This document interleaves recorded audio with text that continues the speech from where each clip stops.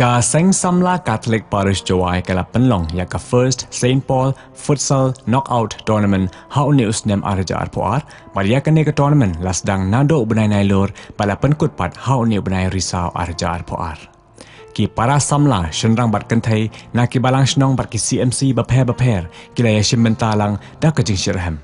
Hadin baki kenhon bapher kila dep banjakun haka bakado laya orong shaka final na kalyang jokishin rang da ka mus langkat dong misingi salaro CMC bat ka yamus yang kimus yang CMC bat na kalyang jongki kenthai pat laya orong shaka final da ka mus langkat dong misingi salaro CMC bat ka mokurdup tendo pung lomperiat CMC Ya kene ka jingi kun final la penlong ha kene ka singi satjan ka pratarek jong ni benai risau arja arpoar balas dang ya ka da ka program ka belengkot ha ka ba ikong Margarita Kenjin ila long kum ikong san rengkat ka jingi don lang ki kato ka nengot kinau syakot sengabha ka jingi kun kalong ka internet hado kata-kata pat ha ka bakut jong kene ka jingi kun la yara ya ka nam la do na ka liang jok kishin rang pat jong ki kenthai kumjo da ka mos langkat dong mi singi salaro CMC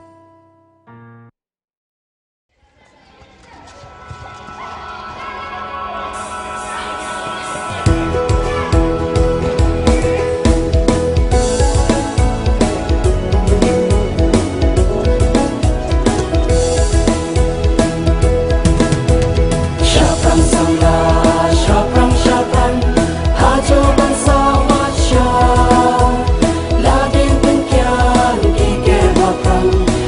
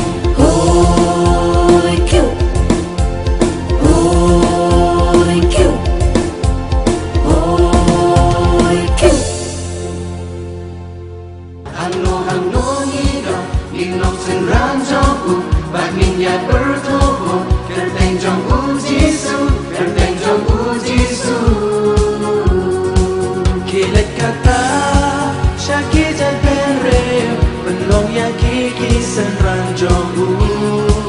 kilek kata syaki jai pere belong ya kiki senran jogu belong ya kiki senran jogu